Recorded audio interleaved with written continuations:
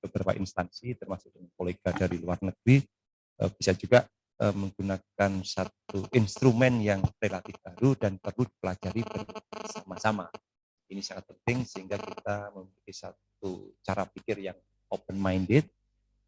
Kita mencoba menerapkan satu instrumen yang mungkin relatif baru dan harapannya adalah instrumen itu memang cocok dengan masyarakat kita.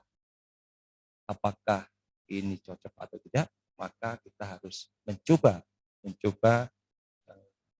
menerapkan, mencoba untuk mengambil satu data evaluasi kebugaran jasmani itu, sehingga nanti kita bisa melihat, oh ternyata ini perlu modifikasi, oh ini ternyata cocok dan bisa diterapkan di seluruh. Kemudian berkaitan dengan anak-anak itu sebenarnya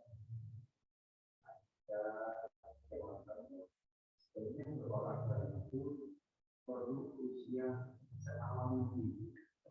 Usianya itu sudah berapa? Ada yang sudah tahun sebenarnya harus diangkat untuk tegak dan dilihat kebugaran jasmani. Tetapi ada yang mengatakan sebenarnya 10 tahun.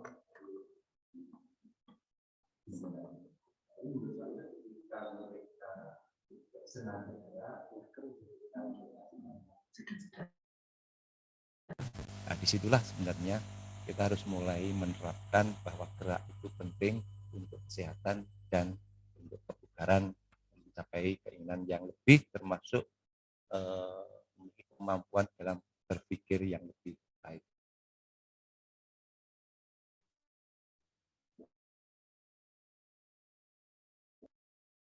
FGD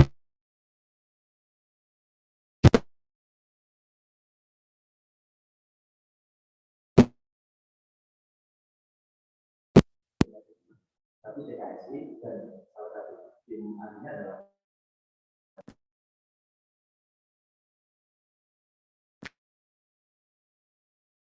pelajar. Saya juga tahu ini baru posternya dari cuma isinya seperti apa saya juga kurang paham. Yang akan saya tanyakan itu sebenarnya reasoning dari pemilihan instrumen untuk tes evaluasi kebugaran itu sebenarnya seperti apa? Tadi disampaikan sama Pak, dan ini kita bawa instrumen dari luar negeri kan, kita terapkan di Indonesia atau yang sudah ada SI atau BKPM. Ini pemilihan item instrumennya ini alasannya apa? Reasoningnya seperti apa? Mungkin untuk evaluasi. Terima kasih. Nah, Pak di Indonesia memang untuk mengukur kebugaran jasmani awal yang dimiliki PKC tes kebugaran jasmani dan itu sudah 10-an tahun ya, itu belum bergeser, artinya belum ada evaluasi untuk melakukan sertifikasi masih valid atau tidak, gampang dilakukan atau tidak.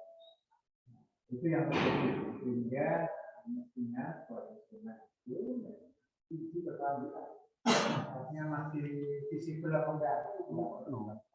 Sehingga makanya banyak instrumen yang ada yang selesai, tapi maka masyarakat bisa milih mana yang paling memungkinkan untuk dilakukan di satu daerah, misalnya kecil, kondisinya padat, nanti akan bisa milih. Yang terbaru memang yang di sejak 2020 itu MPTK Penjas di Parangkoto menyiapkan instrumen untuk SD itu ada 3 level, terus SMP, MTS dan SMA SMK. Jadi semuanya ada 5 level ABCDE. Dan itu pilihannya, apa pilihannya itu banyak. Jadi belum memutuskan apakah ini berangkai atau tidak. Tetapi sudah memberikan alternatif. Jadi di SD level bawah kelas 1 2. Ketika awal dicobakan instrumen itu sejumlah 18-an instrumen. Itu instrumen yang harapannya nanti itu menjadi pilihan. Oh ini kalau misalnya kekuatan otot lengan bisa push up, bisa pull up sesuai dengan kondisinya tidak paksa semua tapi itu bisa dimanfaatkan dan dikonversikan dari semua instrumen yang ada itu yang diciptakan 18 MPSD misalnya atau yang 20 MPR itu dipilih 5 detail yang memungkinkan bisa diciptakan. Walaupun sampai sekarang itu belum launching ya, tapi bagi saya ini satu alternatif untuk memberikan peluang, memberikan kesempatan bagi masyarakat pengguna karena tadi yang namanya Google itu kebutuhan personal. Tetapi kita harus menyiapkan alatnya. Kalau kita lihat di pasaran, ada varian yang beragam. Kalau varian yang beragam itu akan memberikan kesempatan bagi pengguna untuk memilih instrumen yang paling tepat. Kali ini memang yang dikaitkan dengan evaluasi kebugaran jasmani anak usia dini. Jadi sejak lahir anak-anak kita memang harus dibiasakan. Jadi budaya hidup sehat menjadi bagian penting harus dilakukan. Biar apa? Bukan sehingga secara teknis menggerakkan atau menjadikan aktif secara fisik itu menjadi kebutuhan apalagi yang saat ini orang lain itu segalanya sehingga itu harus tetap anak-anak menyadari bahwa fisik adaptasi itu perlu kebugaran yang tinggi yang anak multilateral diterapkan banyak diberikan sehingga mereka selalu melakukan aktivitas fisik untuk menjaga kebugaran. Kali ini memang yang sedang dididik oleh lab ini bagaimana cara melakukan evaluasi jika kategorikan dua misalnya ada kebugaran yang kaitannya dengan kesehatan, ada kebugaran yang kaitannya dengan keterampilan. Dua-duanya itu menjadi bagian penting yang harus diselaraskan sehingga sangat tepat jika inisiasi kerjasama UN dalam hal ini FOK UPI untuk kerjasama labnya membangun anak-anak sehat sejak dini itu menjadi bagian-bagian yang memang harus tetap digelorakan supaya Pak generasi Indonesia hebat masa depan itu memang betul-betul memiliki kebugaran yang tinggi tidak bisa beraktivitas dengan leluasa karena kebugaran yang tinggi. Kali ini memang spesial hadir ke orang yang dari tadi satu sedang menempuh S3 di Wollongong Sydney di Sydney yang tentunya lagi sudah lulus S3 orang mengerti pengembangan risetnya dan berkolaborasi dengan kita. Temanya ini memang menarik. Awal betul ada kita melakukan untuk bisa tetap buka. Saya kira itu yang bisa saya sampaikan. Nah, tadi.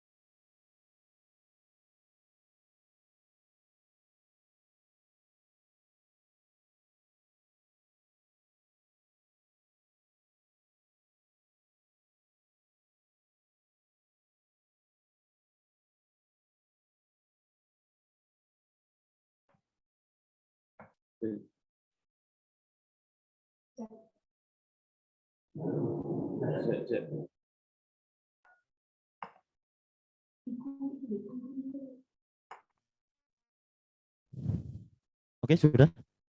Oke, kita mulai lagi mohon maaf teman-teman semuanya ada kendala teknis terkait dengan audionya.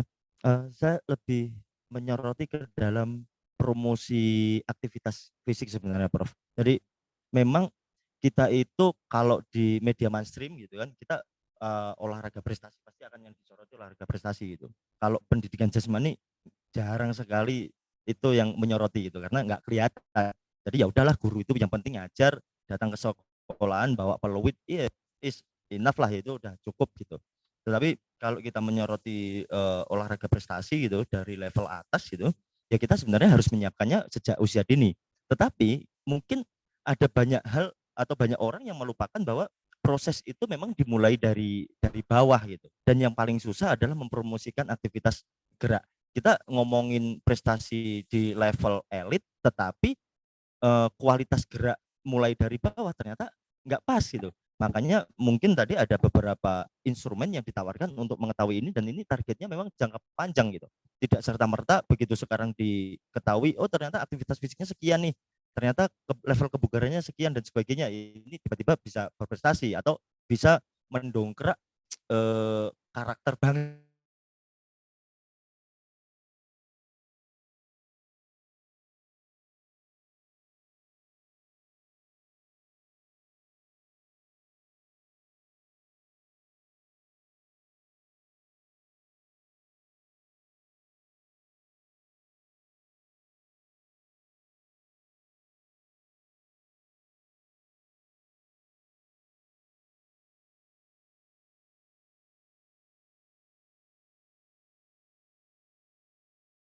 Atau yang sudah dilakukan oleh pemerintah atau lembaga universitas dalam ini gitu kan, untuk mendukung promosi aktivitas fisik yang memang ini bagus gitu.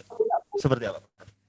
Baik, jadi prestasi itu adalah ujung. Jadi ibarat kalau itu gunung es, yang dilihat prestasinya itu ujungnya. Padahal yang membuat ujungnya bagus itu adalah di dalamnya, prosesnya.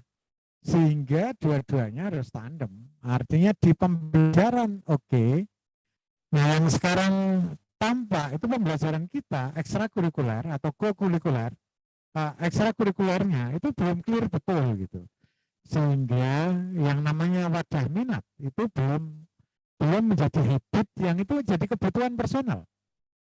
Harusnya jika pengen baik, saya sebut harusnya itu berarti ada momentum yang belum bisa terlaksanakan.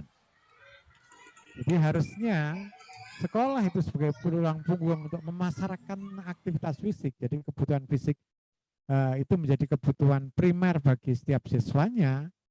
Jadi kalau butuh itu selalu dilakukan. Jadi PJOK atau pendidikan jasmani itu selalu ditunggu itu harusnya. Tetapi kenyataannya kan belum. Kenyataannya kan. Kalau saya habit masyarakat ya, masyarakat di Indonesia yang saya tahu baik dalam bidang eh, aktivitas olahraga masyarakat itu di Jawa Barat. Bukan karena ada 2 orang Jawa Barat ini. Tetapi masyarakatnya sudah sangat baik. Jadi gedung balai desa itu selalu dioptimalkan untuk bulu tangkis. Dan itu menjadi habit, kalah main bayar kok misalnya. Itu baru di Jawa Barat saja, di tempat lain belum. Sehingga ketika event nasional misalnya PON, terus Popnas dan seterusnya, itu sebenarnya buah dari proses pembinaan yang benar.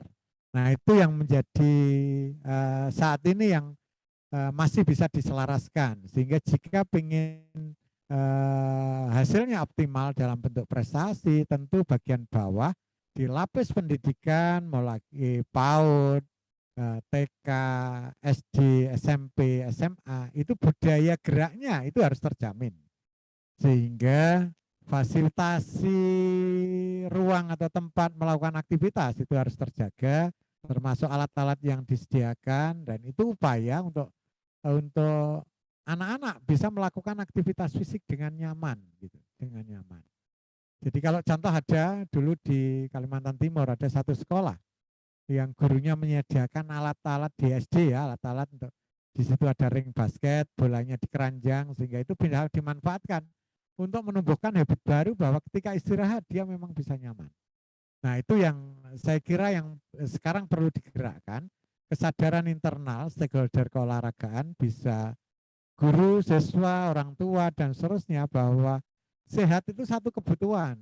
Untuk sehat salah satunya harus melakukan aktivitas fisik. Nah, yang paling tua, yang paling banyak kalau di Bandung itu, kalau di daerah Kiara Payung itu orang-orangnya tua-tua.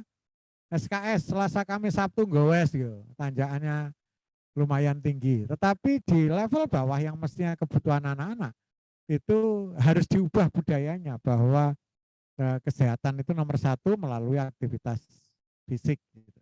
Saya kira itu, Mas. Terima kasih, Prof. Dan sebenarnya kalau terkait dengan promosi kita sudah mungkin negara itu sudah memfasilitasi dengan penggerak olahraga masyarakat itu. Tetapi kalau saya lihat penggerak olahraga masyarakat ini yang dibuat adalah tarkam katakanlah gitu. Tidak menyentuh kepada level bawah. Jadi ya udah yang penting tarkam ada income generate-nya di tarkam yaitu parkir katakanlah gitu atau bursa di belakang taruhannya ya itu income generate-nya udah bagus sementara promosi dari bawahnya masih belum. Ini saya geser ke Pak Dona dulu Pak Kustan sama Pak Cecen ya. Kita geser ke Pak Dona dulu. Kita kaitkan dengan riset Pak Dona. Kalau kita kaitkan dengan riset, target riset di pemerintah itu adalah inovasi. Target risetnya adalah inovasi yang itu sebenarnya dalam rangka mengikuti negara-negara maju. Sebenarnya ke sana. Kalau semiotiknya seperti itu. Jadi, tetapi pada saat kita berusaha untuk mengejar dan itu sebagai pembuktian bahwa kita itu masih ketinggalan, kalau dimaknainya bisa dimaknai seperti itu. Jadi kita harus mengejar negara maju nih. Ya kalau mengejar berarti kita ketinggalan dong. Nah, tapi pemaknaan itu nggak pernah tersebutkan. Tetapi di level penelitian dasar, kalau kita ngomong di riset itu ada TKT. TKT dasar ini belum selesai urusannya.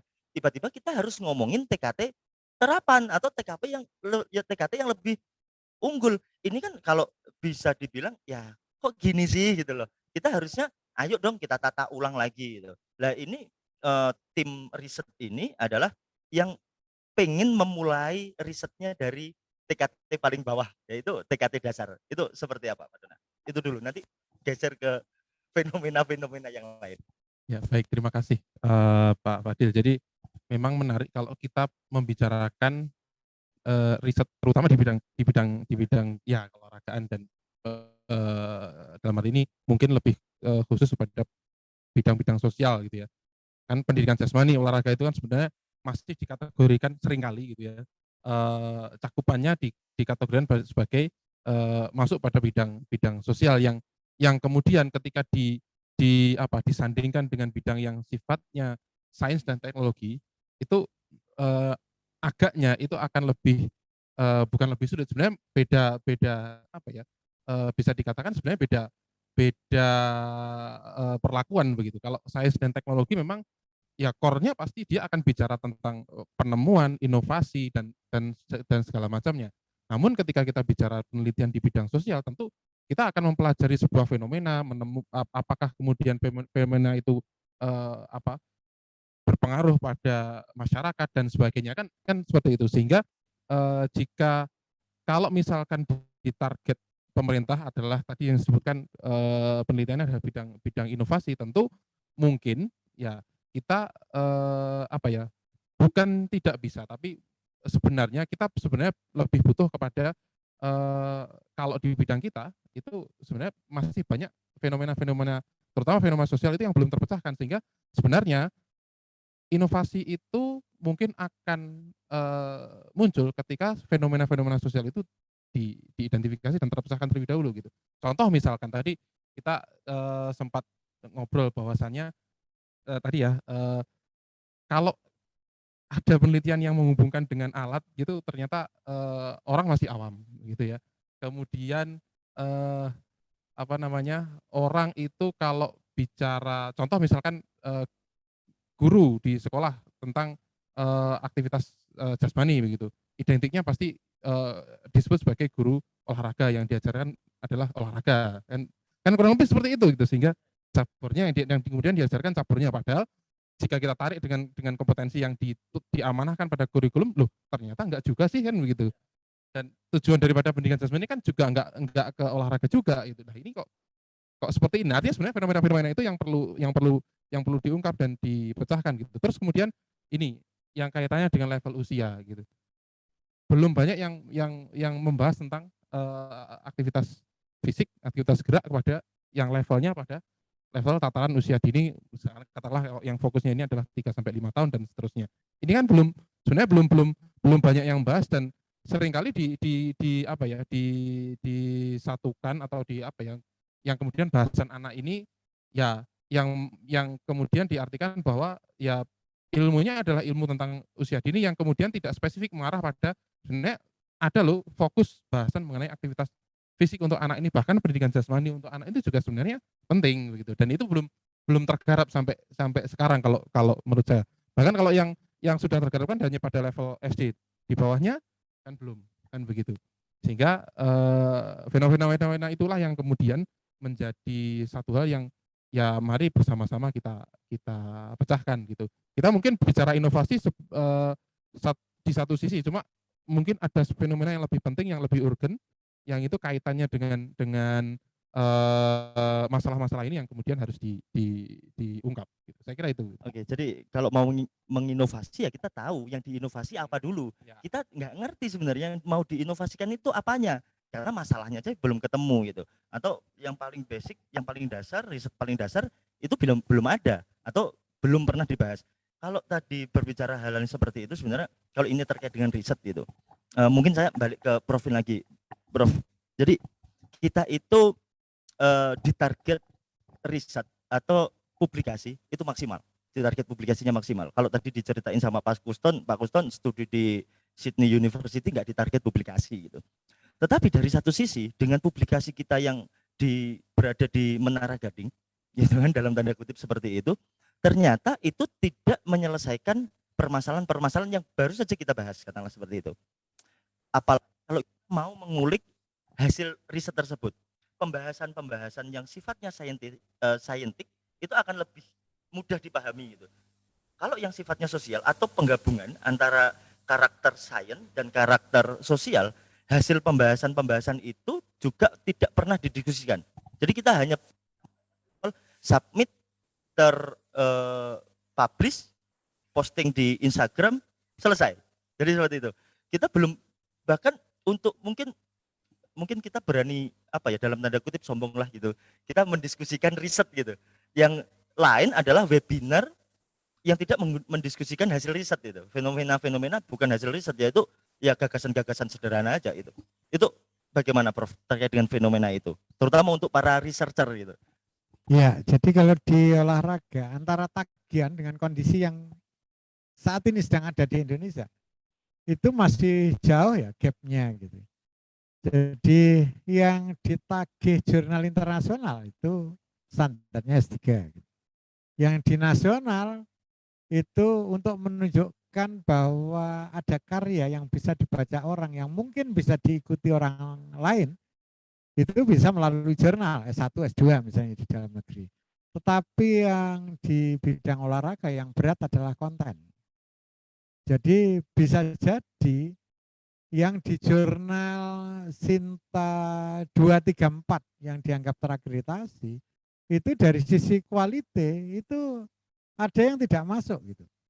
Jadi saya contohkan misalnya riset mengaku menggunakan penelitian pengembangan dengan 5 langkah. Ternyata yang dikerjakan baru 3 langkah gitu. Dengan alasan COVID itu sudah dianggap pengembangan gitu. Nah itu hal-hal yang menurut saya menjadi persoalan kita. Sehingga isi yang mestinya jauh lebih penting itu ternyata lebih penting labelnya, karena kalau tidak dilabeli nggak bisa lulus misalnya gitu.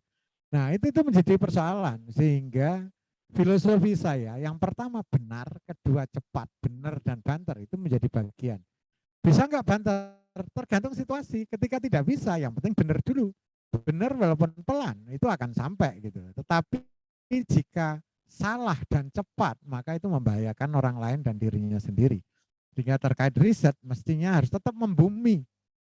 Mengejar boleh, mengikuti negara lain boleh, tetapi tetap budaya kita itu harus tetap menjadi pilar utama yang harus dikembangkan. Sehingga inovasi itu muncul karena kita sudah tegak bisa melakukan inovasi, bisa melakukan akselerasi. Inovasi itu upaya melakukan akselerasi. ngerti. Jadi kalau misalnya di jalan kita naik mobil, pengen lihat dulu mobilnya. Kalau tetangga kita mobilnya cc-nya lebih tinggi, lebih mantap, terus kita punya kendaraan yang lebih dari sisi kondisinya kurang, kan nggak mungkin melewati yang hebat-hebat itu. Sehingga mencontoh menggunakan polanya orang lain itu sah-sah saja, tetapi harus tetap disesuaikan dengan kita. Nah, dengan cara itu suatu saat kita akan bisa mengikuti dengan akselerasi yang tinggi. Ya, terima kasih Prof. Ya, mungkin ini geser ke Pak Dekan. Kalau terkait dengan itu pasti kita akan ngomong kebijakan Pak Dekan. Untuk di Indonesia itu ada banyak fakultas keolahragaan gitu. Dan bagaimana upaya para fakultas keolahragaan itu untuk mempromosikan riset-riset di bidang kebugaran, terutama untuk anak usia dini. Apalagi kalau kita berbicara hal tersebut, mungkin hanya ada beberapa fakultas keolahragaan yang memiliki pendidikan olahraga anak usia, pendidikan sekolah dasar, pendidikan jasmani SD itu kan ada, itu ada di teman-teman UPI ada, di UNY ada, tapi di tempat lain saya belum melihat itu. Apalagi kalau katakanlah di FIKUM itu KPL atau magang itu langsung di SMP dan SMA, tidak ke SD. Walaupun outputnya banyak juga yang jadi guru SD katanya gitu. Akhirnya ya tahu juga itu sudah. Itu untuk di level forum fakultas keolahragaan Indonesia seperti apa Pak? Untuk kita masuk ke konteksnya usia dini nih, promosinya usia dini. Ya, terima kasih Mas Adil. Jadi berkaitan dengan penelitian anak usia dini, terutama berkaitan dengan kebugaran, dan dikaitkan dengan fakultas keolahragaan di Indonesia yang nampaknya juga memiliki peran penting. Nah, peran penting itu artinya bahwa fakultas keolahragaan juga bertanggung jawab terhadap penelitian yang khususnya berkaitan dengan anak usia dini. Nah, oleh sebab itu sebenarnya perlunya ada satu peta penelitian bersama, nah, yang mencakup secara nasional gitu, peta penelitian bersama yang masing-masing bisa berperan di daerahnya, di tempat fakultas keolahragaan berada, dan bisa juga sekaligus berkolaborasi untuk tingkat nasional, karena memang fakultas keolahragaan inilah yang sebenarnya sebagai penggerak, pendorong untuk melakukan riset-riset yang berkaitan dengan keolahragaan. Ini penting selama ada peta penelitian itu disepakati bersama dan dilakukan bersama-sama. Nah, tadi Mas Fadil kalau mengemukakan tadi pendapat, nampaknya konsorsium atau asosiasi atau apa namanya ya, badan yang khusus menangani penelitian dalam tema-tema tertentu memang belum sampai ke arah sana. Kolaborasi itu masih perlu ditingkatkan, kolaborasi itu. Nah, sehingga kalau misalkan fakultas keolahragaan di Indonesia itu memiliki satu peta penelitian bersama, salah satunya adalah tentang kebugaran jasmani usia dini, maka ini harus menjadi satu keputusan bersama dan dilaksanakan bersama-sama. Kalau misalkan sebagai contoh nih ya, kalau di kita itu di Universitas Negeri Malang ada pusat kajian. Nah, apakah dalam konsorsium itu juga olahraga nasional itu juga ada semacam pusat kajian yang khusus membahas tema-tema penelitian berkaitan dengan anak usia dini. Nah, dengan cara seperti ini, maka akan secara jelas peta penelitian di Indonesia selama rentang waktu tertentu, dan salah satunya adalah anak usia dini ini. Karena tadi seperti yang disampaikan oleh Prof. Win, bahwa prestasi itu adalah satu hasil ketika permasalahan kebugaran itu diawali dengan usia dini itu. Dan perlu waktu untuk mempromosikan ini, bukan nanti tetapi ya mulai saat ini. Jadi sebuah prestasi itu karena salah satunya adalah adanya riset dari perguruan tinggi adanya kebijakan-kebijakan pemerintah yang mendorong munculnya aktivitas-aktivitas gerak yang baik sehingga anak-anak kita menjadi bugar. Makanya sekali lagi perlu era sekarang ini adalah era kerjasama, era kolaborasi dari berbagai hal, khususnya untuk Fakultas Kewargaan di Indonesia, karena selain pendidikan, pembelajaran, maka riset itu sudah menjadi kepentingan bersama untuk kolaborasi bersama-sama dan dinaungi oleh mirip-mirip dengan pusat kajian. Iya, Pak Dekan. Jadi terima kasih atas paparannya. Jadi memang kalau kolaborasi kita sudah memiliki kolaborasi publikasi itu sudah kita jalankan gitu kan, dan ada grup besar seluruh pengelola jurnal di keolahragaan di Indonesia itu kita sudah masuk ke dalam sana. Saya, Pak Dona, Provin itu juga sudah masuk ke dalam grup itu gitu. Itu tapi dalam konteks publikasi belum nyampe kepada atau bukan belum nyampe, tapi kita melupakan kolaborasi riset. Saya sekarang ke Pak Kuston. Kalau tadi kita ngomongin promosi kebugaran jasmani itu atau dievaluasi, Pak Kuston kebetulan sekarang lagi proses studi di Australia. Yang pertama, bisa nggak sih atau gini, gambarannya untuk promosi kesehatan atau promosi kebugaran jasmani di sana seperti apa sih untuk rate-nya gitu, sehingga kalau tadi disampaikan ya nggak apa-apa, kita akan nyuntuh sana gitu untuk mempromosikan kebugaran jasmani anak. Seperti apa Pak Ustadz? Baik, terima kasih. Terkait dengan promosi aktivitas fisik, baik itu dari anak usia dini, remaja, dewasa, bahkan lansia, setahu saya di Australia itu mereka sudah establish terkait dengan panduan aktivitas fisik. Seperti halnya yang digaungkan oleh juga WHO. Dan terutama yang untuk aktivitas fisik anak usia dini, panduan aktivitas fisik anak usia dini di Australia itu lebih dulu dibanding dengan yang di WHO, termasuk Kanada dan Inggris. Sehingga WHO pun juga tergerak, oh Australia sudah ada, Kanada sudah ada, Inggris sudah ada. Bahkan WHO baru saja tahun 2019 baru mengeluarkan panduan aktivitas fisik usia dini. Dan untuk membuat panduan aktivitas fisik tersebut itu tidak hanya serta-merta kita berdiskusi, ya udah kita buat anak itu harus begini, anak itu harus begitu, dan sebagainya. Itu mereka membuat satu dokumen berdasarkan kajian literatur atau systematic review, dan di mana itu timnya dibentuk beberapa expert di beberapa negara, kemudian dilihat juga penelitian tentang apa? Tentang aktivitas fisik. Jadi aktivitas fisik yang segimana, seberapa yang bisa meningkatkan kebugaran jasmani misalnya, yang bisa mengoptimalkan psikososialnya, kognitifnya, dan sebagainya. Nah, kata kuncinya yang pertama adalah di Indonesia, ketika ingin membuat promosi aktivitas fisik, harus ada dulu dong risetnya. Ketika saya tertarik dengan hal tersebut, saya cari, ada gak sih riset tentang aktivitas fisik di Indonesia? Nah, saya coba bongkar Riskesdas, karena ada riset kesehatan dasar dari Kemenkes. Terkait dengan aktivitas fisik, cuma ada satu pertanyaan. Apakah melakukan olahraga? Ya dan tidak.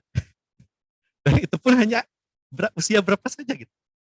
Belum cakup usia dan sebagainya. Itu yang pertama.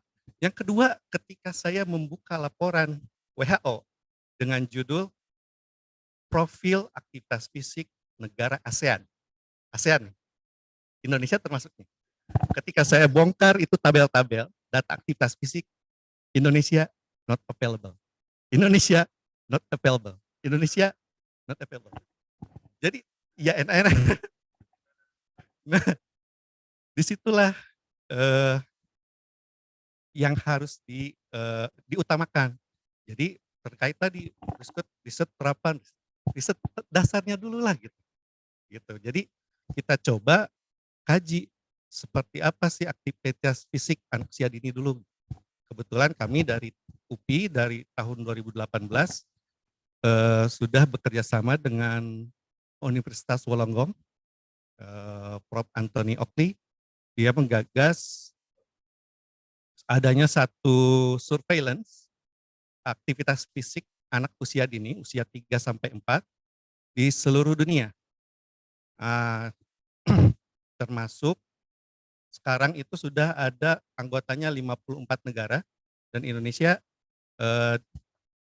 chief investigatornya itu Prof. Dadang dari UPI. Termasuk kami sudah melakukan pilot study, di mana pilot study itu untuk mencoba instrumen apa saja yang digunakan untuk memonitor aktivitas fisik anak usia dini, terus kemampuan apa saja yang akan dinilai seperti adanya motorik, fine motor skill, gross motor skill, dan sebagainya. Kami sudah mencoba dan alhamdulillah nih dari UM bersedia juga gabung. Dan kami sangat senang karena kami ini hanya pilot study hanya 100 sampel dan itu tidak bisa merepresentasikan Indonesia kan. Jadi perlu adanya kolaborasi tadi kan, kolaborasi. Ya kita ingin data untuk merepresentasikan seluruh Indonesia. Ini loh aktivitas fisik anak usia dini kondisinya seperti ini. Baru kita bisa berbicara apa saja yang harus dilakukan untuk mempromosikan aktivitas fisik tersebut. Gitu Pak Fadil. Oke, jadi ini sangat menarik sekali sebenarnya diskusi kita hari ini, apalagi tadi sudah dikasih gambaran di Australia yang sudah established gitu, yang sudah mapan dan seterusnya, apalagi ya sudah medali WHO gitu, yang memang ya Australia, Kanada, Inggris itu apapun kelihatannya mereka udah duluan deh gitu, udah duluan gitu. Ya Amerika gitu. Kita sekarang kalau di dalam pembinaan prestasi baru ngomongin LTED gitu. Padahal LTED udah dibuat tahun berapa itu? Saya dulu sama Pak Dona diskusi tentang LTED, ngapain sih diskusi kayak gitu sekarang? Pemerintah dibawa-bawa itu LTED gitu. Tapi ya mungkin memang seperti itu. Atau kalau di dalam cerita Muslim itu Nabi Muhammad ya dianggap gila itu pada saat itu gitu. Tapi ya benar pada saat sudah selesai gitu.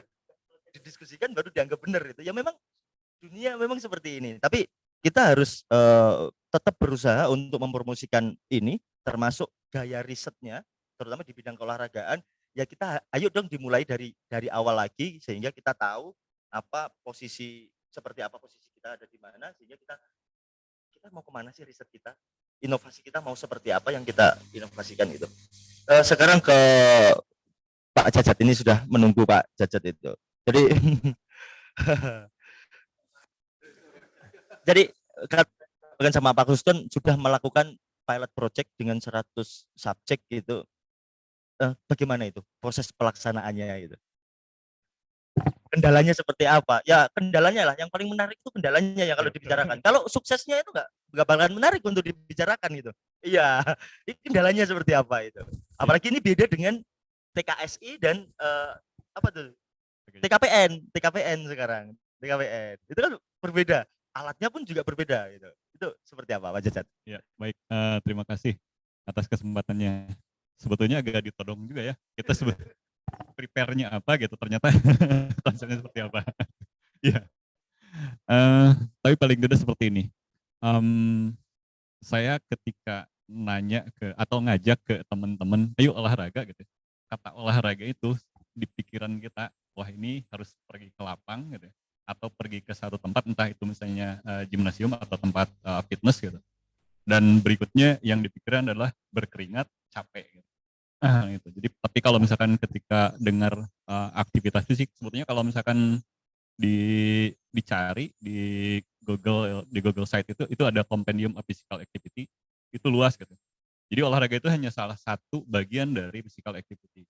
Dan kalau misalkan dengar kata aktivitas fisik itu sebetulnya lebih sederhana.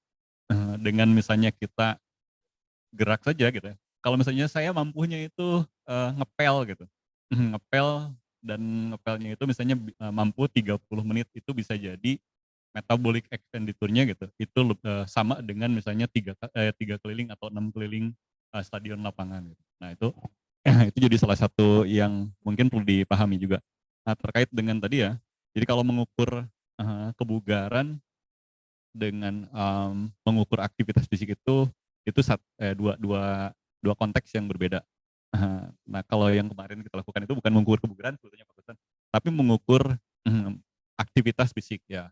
Movement behavior, ada 3 di situ yang diukur terkait dengan aktivitas fisiknya. Sebetulnya ada beberapa ya, ada kemampuan motorik, tadi ya ada gross motor skill, ada fine motor skill, ada cognitive function juga nanti yang diukur. Nah, terus ada movement behavior. Movement behavior itu ada 3 yang diukur, ada sedentary activity, gitu, ada aktivitas fisik, dan ada sleeping behavior. Jadi ada tidurnya juga yang diukur. Nah, mungkin kalau tadi kita bicara tentang panduan atau guideline aktivitas fisik WHO gitu, di situ ada 3 itu, ada 3 hal itu yang diungkapkan. Entah kalau kita mungkin tahu ya, gitu, ada guideline tentang aktivitas fisik, berapa lama harus tidur. Masyarakat ini nih yang belum tentu semuanya paham gitu, belum tentu semuanya tahu gitu. Nah, makanya kemarin kita coba pada saat pertama itu, kemarin kita sebelum di Bandung itu di Ciamis dulu ya. Di Ciamis dulu, Prof. Jadi kita ambil ke daerah dulu gitu ya. Ambil ke daerah dulu karena target kita adalah urban rural gitu ya. Nah, kita coba ambil dulu yang kategori pedesaan dulu, Ciamis diambil waktu itu. Kalau dari sisi antusiasme orang tua, itu mereka sebetulnya sangat antusias. Gitu. Karena selama ini mereka banyak tidak tahu anak saya ini seharinya itu gitu ya, dalam keseharian itu, ini aktivitas fisiknya masuk ke dalam kategori yang memang memenuhi guideline yang diberikan oleh WHO atau tidak gitu. Apakah tidurnya kurang atau tidak gitu, itu mereka selama ini tidak tahu gitu. Makanya waktu itu selesai kita ambil data, mereka minta data itu gitu. Nah, cuman memang kendalanya salah satunya tadi sudah saya sampaikan. Nah, ini mungkin jadi salah satu strategi juga nanti seperti apa gitu ya di sini, atau misalnya nanti pelaksanaan di Bali. Ketika datang ke sekolah, kalau kita tidak bisa pinter-pinter merayu kepala sekolahnya gitu. Nah, kita disangkanya mau jalan obat, Mas. Gitu. Datang ke sana kita mau Ini bawa tas besar gitu kan. Wah, ini bawa tas obatnya udah besar. dibawa nih gitu kan. Betul. Nah, itu jadi salah satu yang mungkin kendala gitu ya. Nah, terus kendala yang kedua, orang tua. Orang tua ada yang nah ini juga pernah disampaikan oleh Prof. Tony waktu itu ya.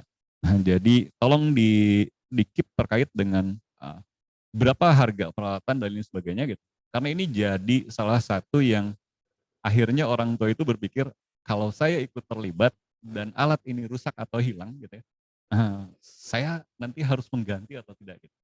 Nah, itu jadi salah satu yang mungkin kalau nanti ini dilaksanakan, agar tidak diungkapkan ini berapa harganya, cukup kita saja yang tahu gitu ya. Terus dari mana asalnya gitu. Nah, terus apa namanya, terkait misalnya itu hilang dan lain sebagainya, itu jangan sampai jadi pikiran mereka gitu. Karena kemarin kita juga entah hilang 3 atau 4 ini gitu ya. Itu dikasih pinjam sama Prof. Tony, begitu dari 30. Nah, hilang 3, saya lupa 3 atau 4 tepatnya gitu. Ya, tidak kembali. ketika kita laporkan, sebetulnya ya mereka ya tidak apa-apa, hilang memang sudah risiko kita gitu. Sudah diperhitungkan gitu. Nah, itu jadi salah satu kendala juga. Mungkin masih banyak sebetulnya ya. Nah, terus yang berikutnya terkait dengan mencari apa namanya, sekolah-sekolah yang memang bersedia untuk menjadi sampel. Nah, ada kalanya gini, ketika sekolahnya sudah siap atau sekolahnya sudah bersedia, nah, terus berikutnya kan harus ada persetujuan juga orang tua gitu ya. Nah, sekolahnya bersedia, orang tuanya ada kalanya tidak bersedia. Gitu. Nah, ketika misalnya orang tuanya bersedia, sekolahnya bersedia, anaknya tidak mau, gitu. Nah, ya. Nah, walaupun dia sudah ya. Karena kan yang mengisi informed consent itu orang tua, gitu ya. Nah, terus karena ada kalau yang pilot, jadi kita ada 3 fase kemarin ya. Ada 2 fase. Fase pertama itu kita menggunakan instrumen akselerometer namanya gitu. Akselerometer ada Actipal dengan Actigraph. Nah, itu salah satu instrumen yang digunakan untuk mengukur aktivitas fisik keseharian secara objektif. Kenapa objektif? Karena itu betul-betul merekam keseluruhan aktivitas tanpa anak itu bisa berbohong. Nah, kita juga sama, saya juga pernah jadi pernah naracobanya gitu. Waktu jadi tidak bisa berbohong, maksudnya saya melepaskan alat itu akan ketahuan. Itu tidak ada hasil rekamannya gitu ya. Bahkan yang namanya aktifal itu sampai ketahuan Prof. Jadi kalau misalkan Prof bersepeda, oh ini Prof lagi bersepeda, itu ketahuan berapa lamanya gitu. Tidur miring kiri kanan bangun itu ketahuan. Gitu. Jam berapa bangun, jam berapa tidur gitu ya. Itu ketahuan keseluruhannya di situ gitu. Ada aktifal dan ada aktigraf. Nah, kalau untuk yang fase 2 kita gunakan hanya satu aktigraf saja. Ya. Karena kalau yang aktifal itu dipasang di paha sebelah kiri. Nah, itu memang kendalanya ada yang karena memang ditempel pakai apa namanya itu tegaderm ya, tegaderm itu memang sebetulnya itu aman karena memang rekomendasi medis gitu. Tapi ada beberapa juga kendala yang mereka merasakan gatal dan lain sebagainya gitu. Nah itu juga mungkin dilepas akhirnya entah kemana jatuhnya ketahuan, itu salah satu yang jadi kendala. Banyak lagi lah sebetulnya. Mangga mau tanya apa lagi silakan. Untuk sementara itu dulu. Oke, jadi cukup menarik nanti terkait dengan risetnya. Oh, Pak Dekan mau. Oke, monggo Pak Dekan. Terima kasih sudah hadir. Yang penting nanti ditunggu untuk ACC kolaborasinya. Jadi yang paling utama Pak Dekan. Dan alatnya tadi yang hilang dan sebagainya itu bisa dianggarkan untuk tahun depan itu. Oke, terima kasih Pak Dekan. Iya, nanti kita akan dorong terus dari bawah aja, kita kan berada di basement ini, jadi dorong ke atas. Iya, terima kasih Pak Dekan. Waalaikumsalam. Oke, saya terus di sini aja. Oke, terima kasih. Kita lanjutkan. Pak Dekan ada acara yang lain. Jadi memang kalau dalam proses riset ini kan risetnya riset dasar gitu kan, nggak menarik banget lah gitu. Dan kendalanya cukup banyak daripada kita menginovasikan aplikasi gitu. Kalau kita risetnya menginovasikan aplikasi, ya udahlah kita punya ide apa, kita undang developer aplikasi, beres nih 2 bulan, yang penting uangnya 10 juta kasih, selesai. Tapi ternyata di dalam proses riset dasar kendalanya sangat banyak. Kita ngomongin di level kampus mungkin ini. Strateginya di kampus yang mungkin bisa dijalankan seperti apa? Kalau di UPI prosesnya seperti apa, nanti kita komparasikan dengan yang ada di UM. Pak Ustadz, monggo. Baik, terima kasih. Termasuk menarik juga karena riset saya di PhD project saya ini promosi aktivitas fisik untuk mahasiswa.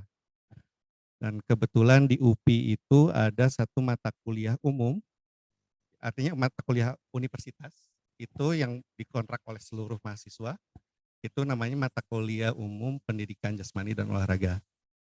Nah, sejak awal berdirinya tahun, saya lupa lagi tahun berapa, saya juga agak tahu, aja tahun 90-an. Sudah ada mata kuliah itu ya? Oke.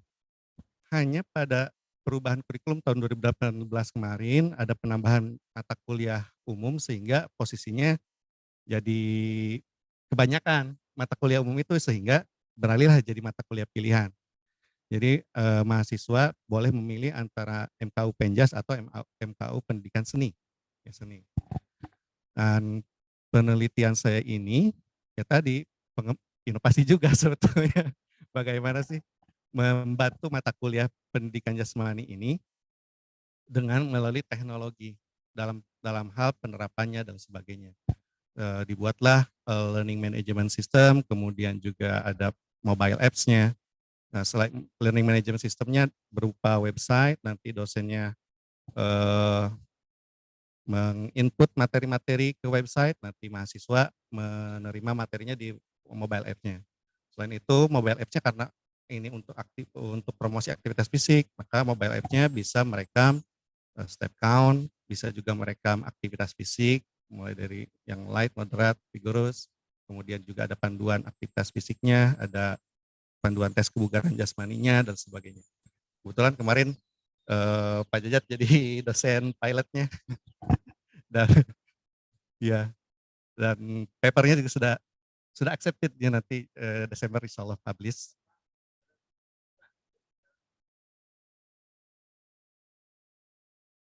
Kemarin itu 1 kelas. Nah, untuk setiap semesternya, seperti saya yang lihat tabel di penjadwalan sekarang itu ada 73 kelas yang dijadwalkan. MKU, dosennya itu sekitar setengahnya, jadi satu dosen itu memegang 2 kelas MKU. Tapi karena kondisi pandemi dan kondisi sekarang jadi pilihan, itu kadang ada full, ada yang tidak memilih dan sebagainya.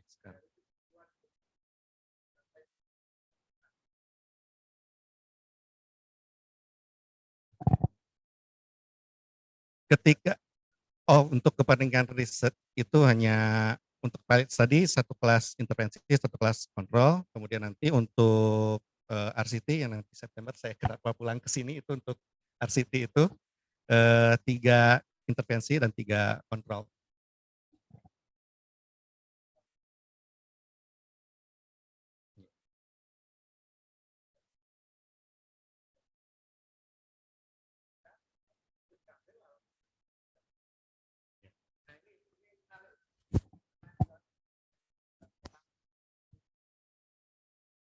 UNS juga ada. UNS ada ya, ada ya, olahraga pokoknya. Oh ya.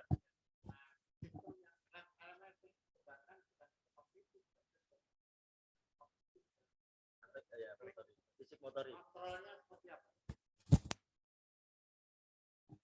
Jadi karena kalau akselerometer itu kan ditempel dan itu tidak bisa berbohong dan sebagainya. Walaupun sebenarnya masih bisa berbohong juga digerak-gerakin pergerakan dan sebagainya. Maka dari itu yang ditekankan adalah kognitifnya dulu, Prof. Jadi tujuannya adalah untuk meningkatkan pengetahuannya dulu, kemudian kesadarannya, baru bagaimana strateginya, motivasinya gitu, dan motivasinya. Sehingga ditekankan di LMS itu adalah pengetahuannya dulu, kemudian setelah pengetahuannya ada, bagaimana saya posisi di mana. Ada pengetesan kebugaran jasmani, yang pengetesan kebugaran jasmaninya juga sebenarnya bukan alatnya, alat di situ hanya untuk penyimpan data saja. Nah, saya pakai kemarin Fitnessgram, di mana Pacer ada musiknya ada di situ. Kemudian ketika push up ada penghitungnya, up and down-nya itu ada di aplikasi itu. Jadi hanya membantu saja. Tetapi tetap yang diberikan pemahamannya adalah mahasiswanya, supaya dia mengerti, supaya sadar, dan juga termotivasi, sehingga berakibat pada peningkatan aktivitas fisiknya. Oke, iya. Mungkin saya akan balik ke riset ini, ke riset tentang aktivitas fisik anak usia dini. Ini kebetulan dosen semua yang ada di sini gitu. Bagaimana melibatkan mahasiswa untuk melakukan riset ini sehingga mereka juga akan selesai skripsinya, akan selesai tesisnya dan sebagainya. Sehingga kita punya satu kelompok yang ini untuk melakukan riset. Kalau tadi pilot projectnya hanya 2 tempat gitu kan, di Ciamis sama di Bandung. Kalau seandainya itu bisa kita hire mahasiswa bimbingan kita untuk melakukan riset yang sama, walaupun mungkin kita masih terbatas oleh alat tadi gitu kan, tapi mungkin kita bisa siasati dan sebagainya. Kita kan paling pinter lah mensiasati gitu kan, orang Indonesia gitu kan. Yang sederhana itu bagaimana kita proses penerapannya, mungkin ini ke Profin aja ini. Profin aja. Baik, jadi jika penelitian lapangan itu bisa dilakukan. Jadi misalnya kolaborasi antara dosen dan mahasiswa. Semua bimbingan saya arahkan pada evaluasi. Sehingga ketika riset dasar misalnya kebugaran jasmani, dia tinggal ngambil saja, misalnya di SD tertentu. Kalau saya punya 5 bimbingan, 5 orang di tempat yang beda, dengan instrumen itu yang sama, itu akan bisa. Tetapi ketika menggunakan alat, itu harus rigid betul, karena prosedurnya harus standar. Sehingga sisi lain itu yang berat. Dan jika tadi, kalau misalnya topik atau temanya sama, kita bisa kolaborasi dengan dosen lain, dosen mitra kita yang di luar, di semua perguruan tinggi, dengan cara yang sama tadi. Jadi di sekolah yang beda, levelnya sama, sekolahnya beda, sehingga data itu akan cepat.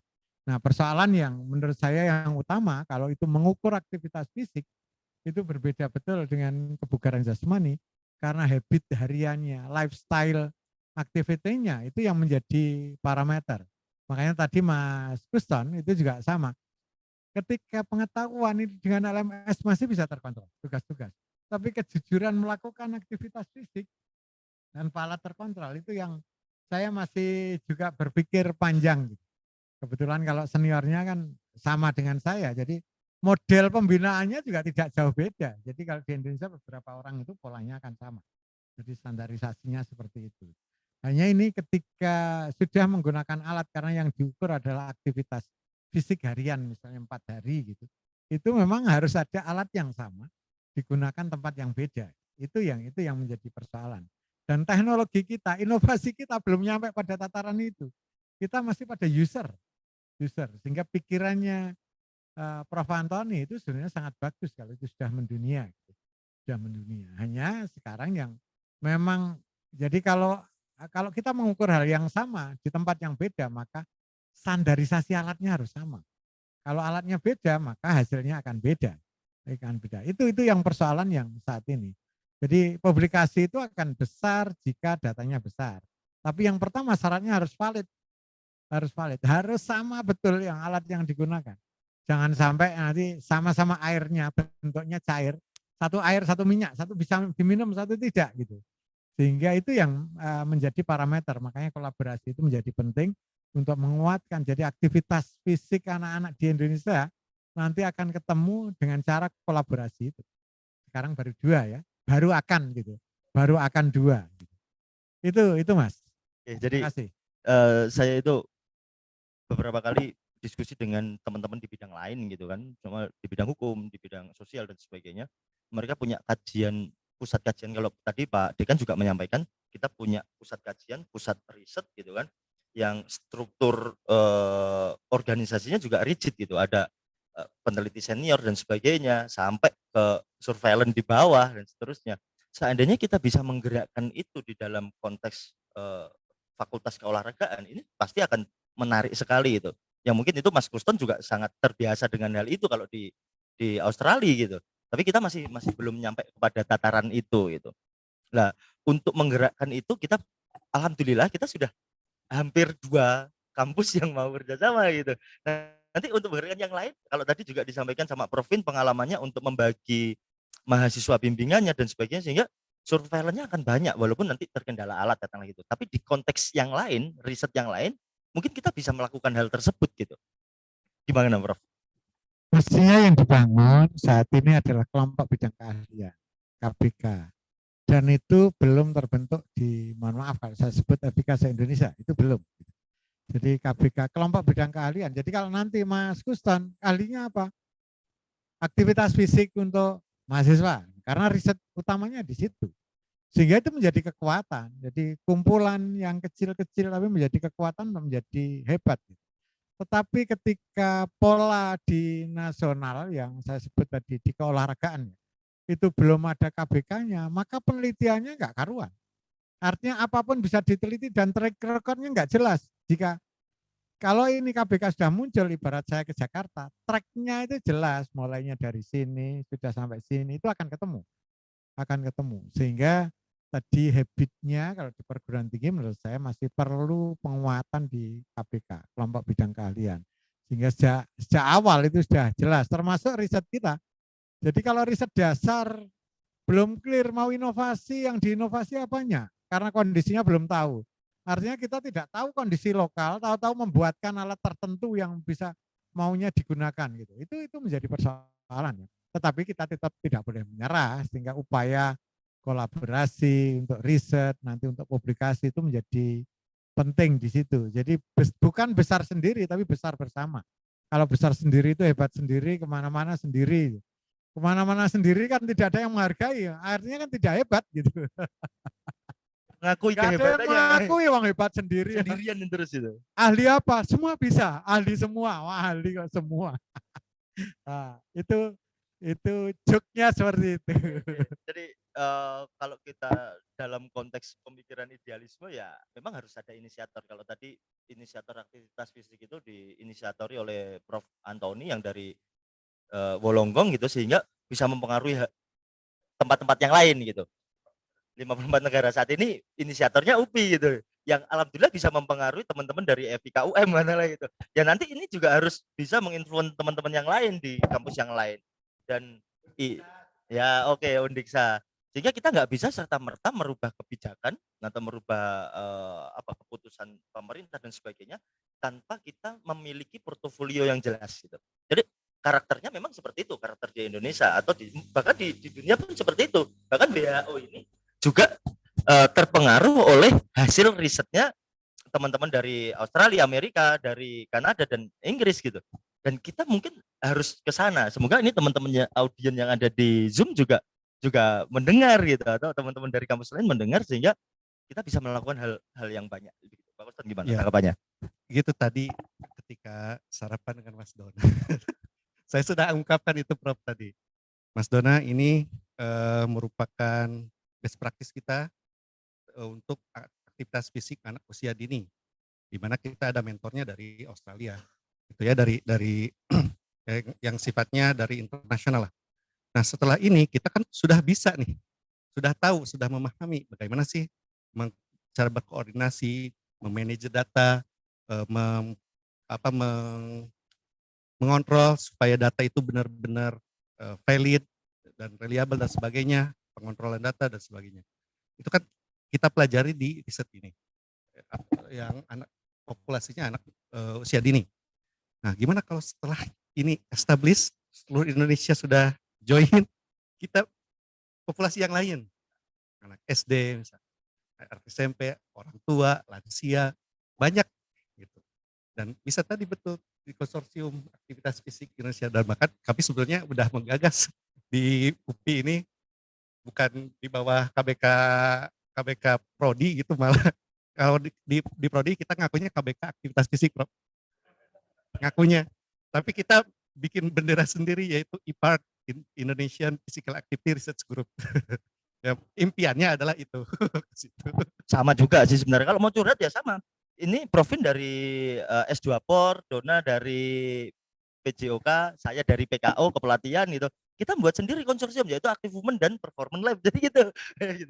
Tapi kita ngakunya sendiri-sendiri. Provin sama Dona ngakunya KBK-nya evaluasi. Saya ngakunya KBK kepelatihan olahraga, tetapi untuk usia dini ya gitu. Jadi nanti kita ketemu gitu. Ya memang mau nggak mau kita harus menyiasati kebijakan-kebijakan itu. Tapi kita balik lagi. Mungkin saya ke Pak Dona. Terkait dengan riset ini, variabel-variabel yang harus kita ketahui untuk benar-benar kita mengerti tentang karakteristik aktivitas fisik anak Indonesia. Jadi seperti apa sih variabel yang harus kita ketahui? Ini baik dari aspek sains maupun aspek sosial. Baik, kalau kita bicara variabel itu ya. Jadi tadi kan sebenarnya sudah disebutkan itu kan, ada berbagai macam variabel. Gitu. Termasuk tadi ada salah satu adalah movement behavior, itu terdiri dari 3, adalah aktivitas fisik, sedentary behavior, sama sleep duration kan gitu. Itu juga menjadi salah satu variabel yang mungkin juga penting untuk diketahui. Dan juga kalau tidak salah, kalau di salah satunya dari Kanada itu kan yang menerbitkan report card itu ya, itu kan ada 9 atau berapa itu ya variabel yang itu juga bisa digunakan sebagai fokus di dalam penelitian ini gitu. Sehingga kita punya ini Pak Dona, kartu menuju sehat yang itu sama mirip-mirip dengan report card sebenarnya. Dan kita masih belum punya di aspek olahraga ya. Makanya saya bilang kalau khususnya untuk anak usia dini kan sebenarnya masih general begitu. Kita bicara spesifik untuk misalkan katakanlah aktivitas fisik kan masih belum ada gitu kan, tapi itu dijadikan satu kesatuan di mana kalau di anak-anak usia dini itu ada, kalau dulu istilahnya KMS, tapi nggak tahu sekarang KMS itu masih ada nggak ya, kartu menuju sehat itu. Nah, tapi untuk spesifik itu kan kita belum punya, dan menurut saya kenapa sampai belum punya gitu. Kenapa sampai belum punya? Saya mikirnya kok gini ya. Tadi saya menyimak dan menggarisbawahi bahwa mata kuliah umum tentang pendidikan jasmani, ternyata tidak semua universitas menerapkan, termasuk di UM ini nggak ada ini mata kuliah umum tentang pendidikan jasmani, ini nggak ada di sini. nanti Prof Vin sama Pak Sabto mengusulkan ke itu. LP3. Dan tadi di UPI ada, terus kemudian karena nambah, perannya kemudian tidak menjadi wajib jadi pilihan. Nah itu kan sebenarnya loh kok bisa, itu kan sebenarnya hal yang penting tapi digeser kan begitu ya. Itu. Terus kemudian kita tarik mundur bahwa kalau kita bicara secara histori begitu ya. Sebenarnya posisi daripada pendidikan jasmani sendiri sebagai salah satu bentuk untuk promosi tentang aktivitas fisik itu seperti apa sih gitu ya. Kalau kita bicara mundur banget dengan fakta histori bahwa sejak dulu ketika munculnya revolusi industri itu ya, itu kan pendidikan jasmani itu sebenarnya punya legitimasi sendiri kalau menurut saya begitu. Zaman Yunani kuno Ya, itu memang itu. legitimasi Legitimasinya pendidikan ada. ini. Kita mungkin dari revolusi industri dulu. Pada saat itu kan pendidikan jasmani sebagai alat untuk kemudian bagaimana orang itu kuat dan mampu untuk memproduksi atau untuk apa ya mensukseskan dalam tanda kutip revolusi industri itu. Gitu. Itu untuk yang zaman 2.0 atau apa ya istilahnya itu. Jadi pada saat itu legitimasinya sebagai itu. Gitu. Kemudian bergeser berikutnya pada saat revolusi industri itu sudah terjadi, maka ada ekspansi kan, ada ekspansi terkait dengan industri itu. Kemudian ekspansi itu timbullah konflik di sana, terjadilah perang antar negara, perang antar wilayah dan seterusnya. Nah, pendidikan jasmani itu punya legitimasinya sendiri apa? Mempersiapkan manusia untuk perang gitu. Pada saat itu gitu, sehingga tetap akan punya posisi sendiri. Kemudian setelah itu selesai, perang itu selesai, revolusi industri itu sudah menjalar kemana-mana, industrialisasi sudah terjadi di seluruh belahan dunia, maka geserlah ke zaman berikutnya di mana terjadilah kemudian pada saat itu karena faktor industrialisasi mungkin ada fenomena yang kemudian muncul di mana pendidikan jasmani itu adalah sebagai alat untuk pertahanan diri, alat untuk melatih fisik dan juga perang melawan obesitas yang kemudian fenomenanya muncul pada saat itu. Yang obesitas itu fenomena itu belum terjadi di masa perang dan revolusi industri itu karena mungkin aktivitas yang terjadi pada saat itu banyak sehingga fenomena obesitas itu jarang terjadi dan kemudian semakin industrialisasi terjadi obesitas itu fenomena obesitas itu muncul dan kemudian pendidikan jasmani menjadi punya legitimasi sendiri yaitu apa perang melawan obesitas gitu pada saat itu. Nah sekarang ini legitimasinya seperti apa gitu kan? Apakah kemudian sekarang itu menjadi tidak penting sama sekali? Kita teriak-teriak, saya sering diskusi sama guru itu teriak-teriak pendidikan jasmani penting nggak? Penting. Gitu. Pentingnya gimana? Ya untuk ini. Terus kalau untuk misalkan menunjang aktivitas gerak. Sekarang kalau makan tinggal manggil datang nggak? Datang sendiri. Ini kan gitu. Pesan lewat aplikasi datang sendiri kita nggak kemana-mana udah datang sendiri. Mau pergi kemana-mana kendaraan datang sendiri bahkan ke depan pintu. Mau ngapain aja kita nggak perlu butuh aktivitas yang lebih itu sudah terbantu sendiri. Terus pentingnya di mana sekarang? Ya semuanya nggak ada yang bisa jawab gitu. Itu dan ya sebenarnya kalau menurut saya sekarang ini posisinya adalah pandemi gitu ya. Ya sekarang legitimasinya adalah penjas, aktivitas gerak dan seterusnya itu adalah sebagai sarana untuk perang melawan pandemi kalau menurut saya itu gitu. Sehingga apa ya ini menjadi satu hal yang tadi kenapa kemudian pentingnya adalah yang penting kita mengetahui dulu faktornya apa, meningkatkan kesadarannya kalau tidak salah tadi, terus kemudian baru dibuatkan kalau sudah sadar baru dibuatkan fasilitasinya dan itu kemudian menjadi suatu kemandirian dan kemapanan kan kalau tidak salah seperti itu tadi. Kalau ditarik ke dalam ranah promosi sebenarnya saat ini yang paling tepat promosi itu adalah konteksnya eksistensialisme gitu. Jadi itu yang pertama ditarik kalau kita mau promosi. Diri kamu seperti apa? Kalau pengen diri kamu bagus, ya silahkan untuk melakukan ini. Dalam ranah konteks aktivitas fisik, pasti kita akan juga melakukan itu. Kalau kamu pengen sehat, kamu tidak pengen kena COVID, kalau kamu pengen survive di dalam mengerjakan tugas kuliah, ya silahkan kamu melakukan aktivitas fisik yang cukup. Jadi seperti itu kan. Kalau di dalam hal-hal yang lain kan juga sama. Promosi itu adalah kalau saat ini di era modern saat ini, post modern. Jadi kalau tadi ngomongin sejarah, sekarang eranya posmo. Tapi kalau di internasional, tapi di Indonesia modern aja belum gitu. Modern aja belum. Jadi sekarang udah posmo. Itu adalah eksistensi gitu. Bahkan untuk ke gym gitu, aktivitas fisik di gimnasium gitu, ini adalah eksistensi itu menjadi faktor utama promosi kita untuk mempromosikan gym ini eksis gitu. Jadi Seperti itu. Tapi nanti kalau ditarik ke dalam proses riset tadi harus menjelaskan kepada orang tua, menjelaskan kepada guru, dan ini kebetulan ada para mentor PPG juga. Bagaimana menjelaskan itu kepada guru bahwa ayo kita riset ini penting loh untuk anak didik kita, untuk keberlangsungan. Kalau ngomongin lebih besar, bangsa Indonesia 30 tahun yang akan datang akan dipimpin oleh anak-anak kita. Itu seperti apa? Ini mungkin Pak Jajat ini yang sudah melakukan riset itu. Terutama kalau untuk orang tua, apalagi ya guru dan orang tua, apalagi orang tua itu lebih senang dipromokan kalau anak bapak ini ikut klub saya, nanti ikut porprov, oh, nanti ikut pon, itu lebih senang seperti itu daripada nanti ini enggak obesitas, oh nanti ini akan sehat, oh nanti ini akan tidurnya nyenyak. Itu kelihatannya agak susah untuk merusian itu gimana strateginya? Ya betul. Sebetulnya kalau kita lihat fenomena kemarin, kita melakukan kajian juga ya pada saat COVID, itu terkait dengan aktivitas fisik anak usia dini yang sebelumnya memang sudah pernah diambil datanya gitu ya. Apakah pada saat COVID ini mengalami peningkatan justru mengalami penurunan gitu. Nah, fenomenanya di Indonesia justru pada saat COVID meningkat. Iya. Iya. Nah, kenapa meningkat ya? Salah satu yang jadi fenomena kemarin tuh masalah penjualan sepeda ya, Prof. Itu di mana-mana gila-gilaan gitu. Saya lihat Kiara Payung, kebetulan rumah saya tiap hari Sabtu ke Kiara Payung, Prof. Jadi fenomenanya setiap hari Sabtu itu banyak yang dulunya tidak pernah ada ibu-ibu yang pakai sepeda ke sana. Pada saat COVID itu banyak sekali ke sana. Nah, fenomenanya seperti itu. Mungkin gitu ya, asumsinya bahwa orang di kita nih gitu, ketika misalnya sudah ditakut-takuti dengan hal-hal yang ini loh, kalau misalkan kamu tidak bugar kena COVID, nah terus dampaknya paling buruknya adalah meninggal gitu.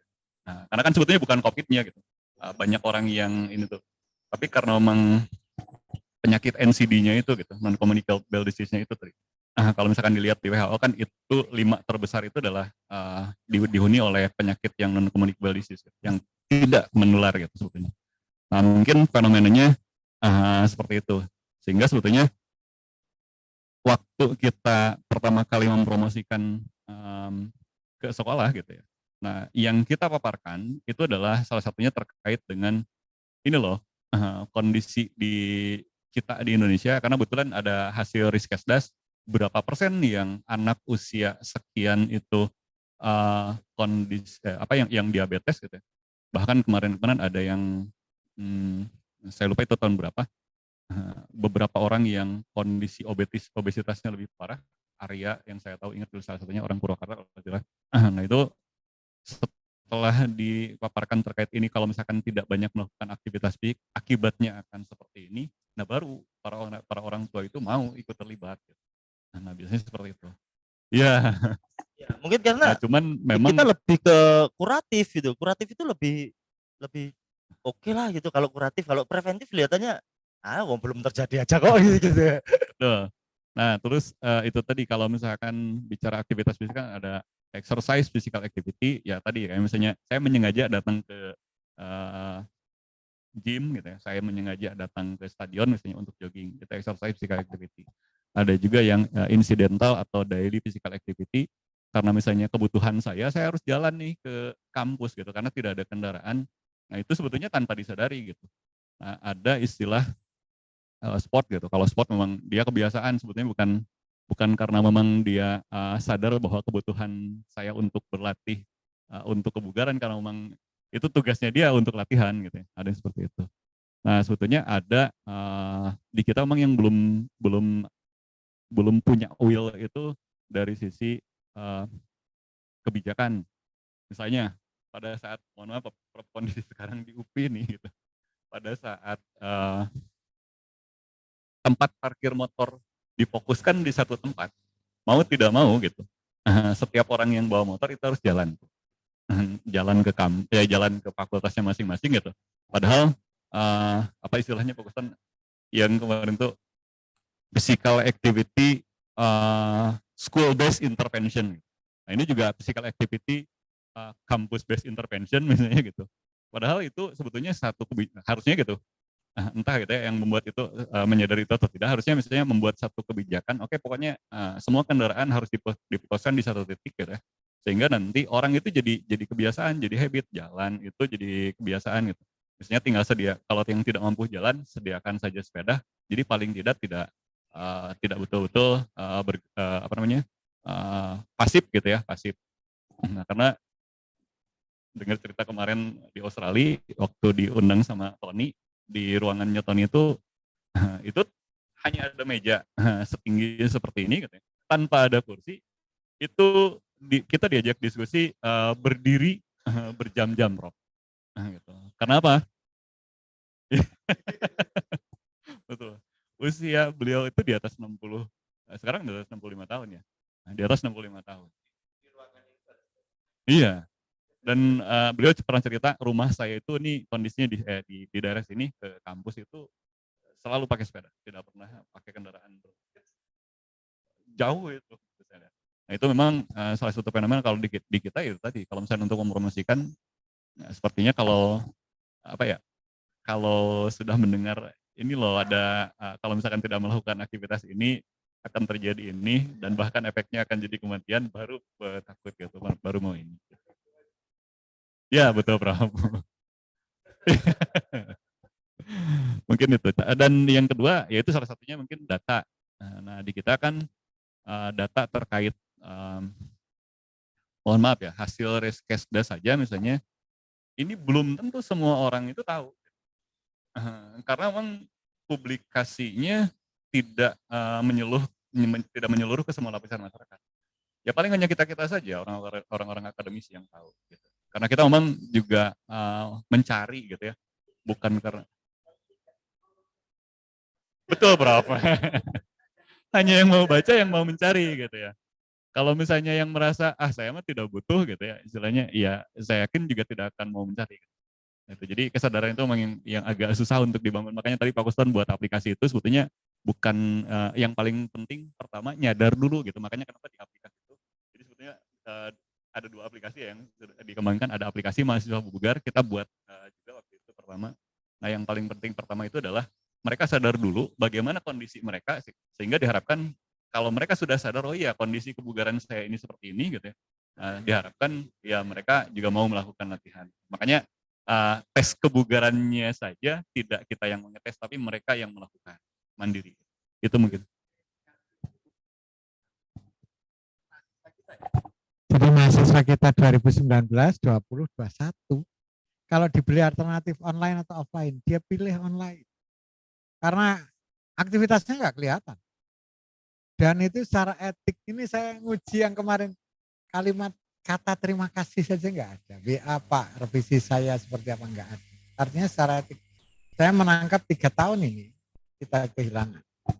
Nanti akan kelihatan yang sekarang sedang skripsi ya, yang sedang magang yang di semester 6.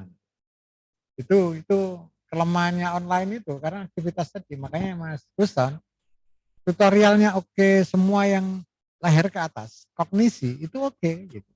Tapi yang kalau bisa ngontrol sampai dengan aktivitasnya misalnya tadi berupa portofolio atau rekaman data, tapi kejujuran tinggi, maka kita bisa berharap Indonesia akan hebat. Karena kalau dibilang seperti yang berdua ini, sudah sampai Malang, sudah, buktinya apa? Di sini. Ini ternyata pesertanya nasional ini. Ada yang dari Jakarta laporan Pak hadir. Iya. Luar biasa ini. Sehingga menurut saya habit baru, diskusi kita nanti yang berujung berikutnya adalah hasil riset, ini salah satu yang bisa juga dengan sajian beda. Kalau artikel malas baca, dengan ini kan melihat videonya, mungkin ada wawasan baru. Ya pionir itu selalu di depan. Pionir. Yang lain follower. Yang lain follower, kita following. Jadi memang seperti itu fenomenanya. Dan balik lagi kalau tadi disampaikan pilot project-nya itu urban and rural gitu kan, itu hasilnya seperti apa antara anak-anak yang ada di urban sama di rural? Ya aktivitas fisiknya. Nah, baik, sebelum ke sana saya ingin ini dulu nyambung ke pertanyaan tadi, kendala ya. Ya, yang penting itu kan, saya ceritakan dulu. Jadi tadi disebutkan oleh Pak Jajat, kita ada 2 fase. Memang protokol pilot Sunrise itu ada 3 fase. Fase pertama, fase kedua, dan ketiga yang Indonesia itu fase kedua dan ketiga. Yang kedua kami mengoleksi data 101 anak, 50 kota, 50 desa. Kemudian fase ketiga, yang keduanya di sini, cuman hanya di Bandung saja, di kota saja. Nah, balik lagi yang fase 2 itu dari 101 anak yang dianalisis itu hanya 17 data, Prof. Itu yang lengkap. Ya, yang lain tidak lengkap. Karena pertama mungkin ada miskomunikasi juga, nanti best practice juga ketika menyampaikan ke orang tua, ini alatnya tidak boleh dilepas. Bahkan waktu tidur pun jangan dilepas. Hanya boleh dilepas itu kalau aktivitas air. Aktivitas air itu mandi atau berenang itu baru boleh dilepas karena takut alatnya kemasukan air jadi rusak dan sebagainya. Dan itu mungkin kebanyakan yang ya memang dilihat kemarin itu banyak yang ketika tidur dilepas karena anak gak nyaman tidur dilepas, sehingga yang berhasil di analisis ya lengkap datanya itu hanya 17. Nah, baru yang kedua itu dari 47 yang bisa dianalisis itu sekitar 27-an. Masih ada, walaupun kami sudah berusaha untuk supaya itu jangan dilepas dan sebagainya, itu tetap. Sehingga kita melihat urban dan rural juga sulit untuk melihat mana sih urban dan rural. Ditambah juga begini, kenapa Prof. Anthony Oakley berpikir urban dan rural? Karena di Australia itu memang jelas urban seperti apa, rural seperti apa. Seperti saya tinggal di Sydney, itu urban karena memang apartemen tinggi-tinggi. Jadi istilahnya satu nomor itu untuk 100 rumah. Kemudian ke daerah pinggiran lagi satu nomor untuk 8 rumah. Pinggiran lagi satu nomor rumah itu untuk 1 rumah gitu. Karena itu akan berbeda kan, urban, rural. Kalau di kita kan di kota, di desa sama saja. Kemudian pasti akan kesulitan juga menentukan urban rural. Paling dari pilot study kemarin kami cobalah kita justifikasinya supaya lebih kuat ambil data pusat statistik yang menyebutkan ini daerah perkotaan, ini daerah pedesaan. Barulah dari situ di Ciamis pun nggak diambil yang kotaan. Jadi diambil mana nih kelurahan yang termasuk pedesaan dan sebagainya. Tapi belum berhasil membandingkan urban rural itu karena memang datanya masih kurang. Nah, mudah-mudahan nanti ketika main study rencananya kita ada 10 titik termasuk Jawa Barat, Jawa Timur, kemudian Mas Dona juga sudah bersedia 4 titik di daerah wilayah timur. Ya, itu kan masih rencana. Kita masih merencanakan itu. Ya, rencananya ada 1.000 data, 500 kota, 500 desa. Mungkin nanti kita standarisasi aja, kita kota dan desanya itu sesuai data pusat statistik sajalah gitu. Iya, karena kita kalau nggak tahu juga ya, di nasional itu pusat data itu juga nggak begitu valid juga itu. Kemarin yang kita riset untuk ini kita punya kelompok bermain anak usia dini di Active Movement yaitu Kinder Movement, itu kita cross check dengan pendapatan orang tua. Ternyata standarisasi pendapatan itu juga nggak jelas, fluktuatif juga di Indonesia. Orang yang berpendapatan tinggi itu seberapa sih, yang kategori tinggi, yang rendah itu seberapa? Karena kita kemarin mengkorelasikan dengan, oh kalau yang orang tuanya berpendapatan tinggi, berarti aktivitasnya maunya seperti apa, sosioekonomi. Jadi seperti itu. Tapi variabel-variabel pendukung itu tadi, yang itu sebenarnya didukung oleh data-data level nasional, itu kita juga nggak gampang untuk mendapatkan gitu. Iya, kita ngambilnya akhirnya dari BPS. Yang itu masuk kategori kita pikir, wah tinggi banget ya gitu. Kok tinggi banget ya? Oh, ternyata kalau mungkin gitu kan psikologi di balik data itu muncul, ya ini biar orang Indonesia ini pendapatannya tinggi biar nggak dapat bantuan. Akhirnya kita mikirnya seudon lagi gitu. Seudon lagi gitu. Gitu.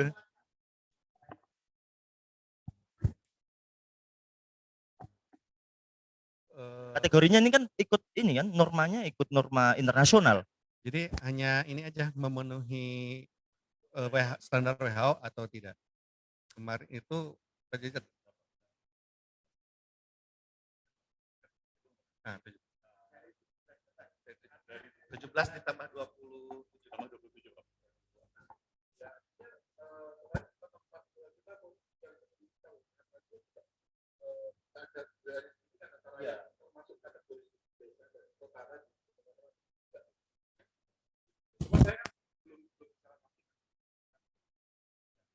Kemarin juga sudah riset itu, riset seperti itu.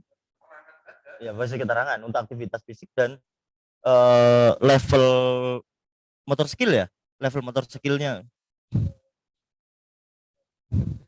Ya, cross motor skill itu nggak ada perbedaan sama sekali antara yang di desa dengan yang di kota karena ya justifikasi desa kotanya juga ya itu nggak jelas Prof itu. Jadi mana yang desa, mana yang kota. Ada juga ini yang karena berbasis sekolah, kita risetnya berbasis sekolah, ternyata yang sekolah di kota anak-anak desa gitu. gitu. Kalau saya rumahnya di desa, tapi nggak mau kalau anak saya sekolahnya di desa, sekolahnya tak sekolahin di kota gitu. Jadi hal-hal semacam itu sebenarnya yang nanti mungkin akan lebih menarik ditulis di dalam pembahasan sebenarnya itu sehingga para researcher yang lain ini bisa meneliti lebih lanjut kalau mendengarkan kata gitu atau mengikuti ini. Ya kita bilang bisa kolaborasi. Iya. Iya, apalagi kita kan juga punya alumni banyak sekali gitu kan yang tersebar di seluruh Indonesia, ya mungkin itu nanti bisa kita manfaatkan itu. Eh, ini mungkin terakhir, pertanyaan terakhir.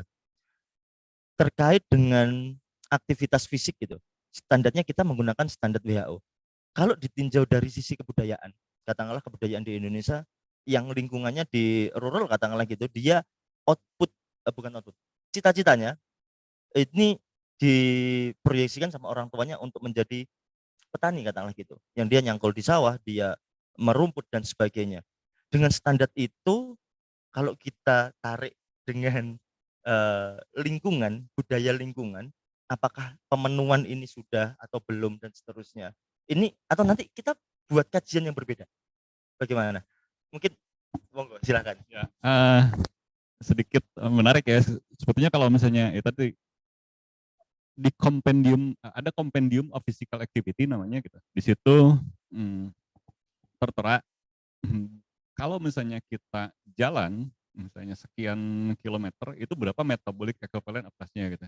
Nah, jadi sebetulnya ukurannya bisa jadi nih kita yang jogging misalnya 6 keliling dibandingkan dengan mereka yang terjun nyangkul di sawah gitu. Ya, itu metabolic equivalent of task-nya itu sama gitu. Jadi kalau misalnya sebetulnya bicara tentang aktivitas fisik ini adalah pembiasaan supaya mereka tidak terlalu banyak duduk, tidak terlalu banyak diam gitu ya. Ada lying istilahnya tuh ya, lying itu tiduran gitu, ini gitu. Ya rebahan gitu. Nah, ada jangan terlalu banyak duduk gitu. Intinya seperti itu sih. Jadi kalau misalkan saya Pak bisa melakukan aktivitas fisiknya hanya jalan atau saya ke mahasiswa gitu. Kalau kamu sanggupnya nyapu atau ngepel misalnya selama 30 menit ya itu saja silahkan lakukan. Tapi yang paling penting jangan misalnya datang ke kosan ya udah diem tiduran gitu.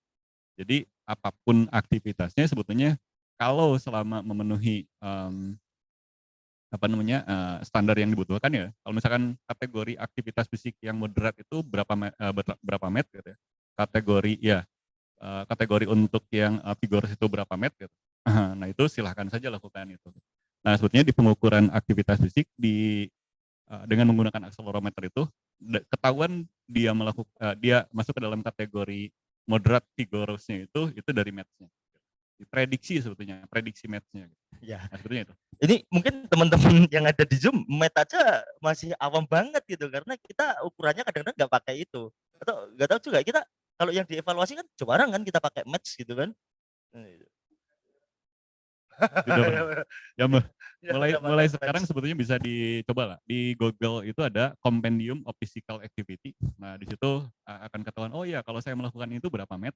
Nah, sehingga nanti ini masuk ke dalam kategori kalau met sekian ini masuk ke dalam kategori yang mana gitu itu sebetulnya akan mudah. Tergantung apa met hour atau met s gitu ya. Iya.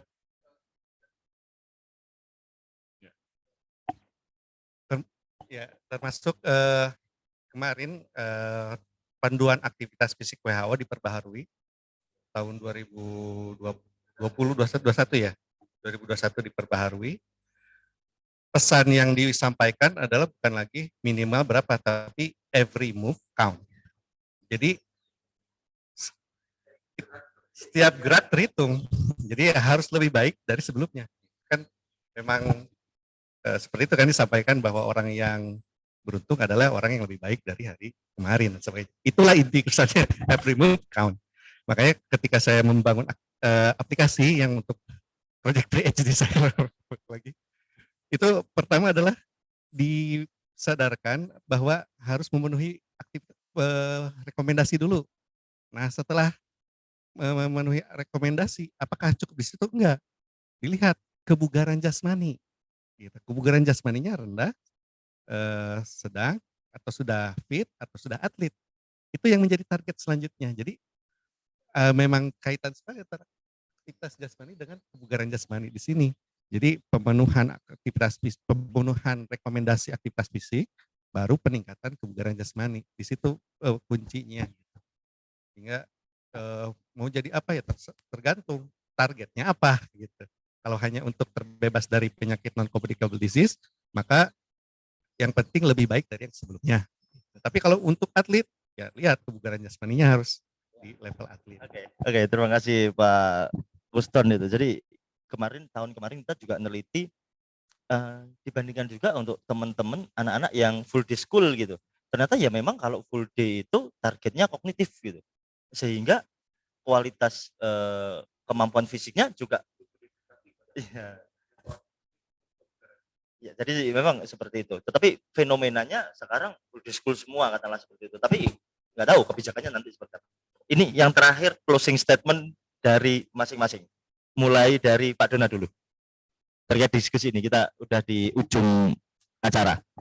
Ya memang kalau sebagai closing statement dari saya, kalau saya di bidang khususnya di bidang pendidikan jasmani ya memang kalau saya sih pendidikan jasmani itu kemudian mari kita sama-sama menggeser paradigma bahwa bukan hanya soal olahraga yang harus dibahas, dikejar dan diajarkan gitu. Tapi lebih kepada sebenarnya bagaimana kemudian melalui itu kita bisa mempromosikan. Karena sebenarnya kan ada komponennya kan, ada pendidikan jasmani, olahraga dan kesehatan kalau di sekolah kan gitu. Jangan dilupakan yang aspek kesehatan juga gitu, karena ini juga nanti akan mempersiapkan anak untuk siap menghadapi tantangan kehidupannya di masa depan. Bukan sehingga mungkin saja kita selaku pelaku di bidang pendidikan jasmani adalah mungkin saya ada sebagai salah satu agen promosi untuk tentang ya kesehatan. Itu yang mungkin kita sadarkan bersama sehingga nanti kita tidak perlu risau bahwa kalau misalnya pendidikan jasmani tidak mengajarkan cabang olahraga seperti apa, ya nggak perlu risau juga, karena masih banyak jalan menuju itu dan masih banyak tujuan yang harus dicapai gitu. Oke, langsung. Dari saya, Oke, terima kasih Pak Dona. Pak Jajat sekarang, silakan closing statement-nya terkait dengan evaluasi kebugaran jasmani anak usia dini. Baik, terkait dengan aktivitas fisik anak usia dini. Tadi saya diskusi dengan Pak Aguston sepanjang jalan bicara tentang golden age yang sebetulnya betul, Prof. Saya bilang golden age itu yang saya tahu ketika misalnya seperti atlet dia sedang ada di peak performanya gitu. Nah kalau anak usia dini sebetulnya bukan golden age gitu, asumsi saya gitu. Tapi ini adalah critical age gitu ya, usia kritis gitu. Kalau misalkan tidak dimulai dari saat ini gitu. Ada banyak penelitian, ada satu penelitian yang menarik. Kalau misalkan dia dibiasakan melakukan aktivitas fisik, itu maka kecenderungan untuk nanti terjadinya penurunan kebugaran jasmani itu akan lebih lambat. Berbeda dengan misalnya ada yang dia dilatih dari kecil gitu ya. Nah, ini memang pembiasaan yang harus tetap dijaga gitu ya, pembiasaan untuk melakukan aktivitas fisik. Ada yang dia itu atlet dilatih secara terus-menerus dari awal, dari sejak dini. Ketika sudah usia pensiun, misalnya anggap usia 40 tahun, dia berhenti sama sekali, maka kecenderungan untuk turunnya kebugaran jasmani itu relatif lebih tajam dibandingkan dengan mereka yang biasa-biasa gitu melakukan aktivitas fisik yang bukan atlet, tapi terpelihara secara terus-menerus, kecenderungan untuk turunnya itu relatif lebih landai. Ini mudah-mudahan sadari semua gitu ya. Nah, kita coba mulai, kalau kita sebagai akademisi ya hanya bisa memulai dengan hal-hal seperti ini. Kita coba kaji dengan secara keilmuan, mudah-mudahan bisa disebarkan ke masyarakat secara luas dan akhirnya menyadarkan kita semua bahwa yang namanya aktivitas fisik itu penting. Jadi kalau misalkan kita sudah tidak bisa bergerak, ya artinya kita sudah tidak sudah tidak memiliki nyawa ya gitu. Gitu. Terima kasih, itu closing statement dari saya. Oke, terima kasih. Geser ke Pak Guston, silakan. Baik, terima kasih. Tadi saya ingin nyambung dari Pak Jajat terkait dengan jenis-jenis aktivitas fisik, di mana aktivitas fisik itu ada accidental activity atau daily activity, ada exercise, ada sport. Ya, kalau accidental itu kegiatan yang dipaksa dan sebagainya, exercise itu berdasarkan kesadaran ingin bergerak, dan sport itu exercise yang ada kompetisinya sebetulnya. Nah, pengalaman saya hidup di Australia 2 tahun ke belakang ini, accidental activity di sana sangat banyak, karena secara tidak sadar penduduk di sana dipaksa untuk melakukan aktivitas fisik secara yang terpaksa karena dari segi public transport. Ketika public transport kan kita harus cari mana sih shuttle bus terdekat. Kita harus jalan ke train station, gitu. Dari train station jalan lagi, dan tidak bisa seperti di sini kan kalau mau angkot ya tinggal begini gitu. Memang ada taksi dan ini kan lebih mahal, tapi ketika membandingkan antara mahal dan enggak, kita pasti memilih yang murah kan. Dan ketika memilih yang murah pasti harus melakukan accidental activity, di mana kita harus jalan, harus lari dan sebagainya. Ketika di Indonesia accidental activity-nya sudah tidak bisa, ya kita harus sadar yang harus ditingkatkannya adalah kesadaran exercise-nya gitu. Dan kesadaran exercise itu harus ditumbuhkan di usia dini, sehingga tadi betul bahwa ketika sudah tidak ada penjas, kalau di UPI enak, mahasiswa setelah lulus sekolah masih ada penjas lagi. Tapi kalau sudah tidak ada itu langsung drastis penurunannya, karena sudah mungkin gitu ya, asumsi saya di sekolah aja penjasnya bagaimana gitu ya, tidak menarik dan sebagainya. Sehingga ketika setelah lulus sekolah masuk ke universitas, aktivitas fisiknya menurun dan sebagainya. Kesadaran akan melakukan exercise itu harus dari sejak dini, dari usia dini, bahkan masuk ketika di penjas disadarkan untuk berexercise. Kalau sport itu, kalau sudah semua orang exercise, dijamin sportnya pun akan bagus. Karena kan fisik dulu deh. Gitu. Itu saja. Terima kasih, Pak. Terima kasih, Pak Guston. Yang paling ujung terakhir, Profin, silakan Kayaknya Prof. tahu yang paling tua yang ditaruh di akhir. Jadi ini topik menarik dan harus ditindaklanjuti. Aktivitas fisik itu sebenarnya kebutuhan tubuh, kebutuhan semua orang. Makanya kalau saya cerita, saya nyampaikan kepada kawan-kawan yang sedang di Zoom meeting ini juga. Jadi tubuh kita itu membutuhkan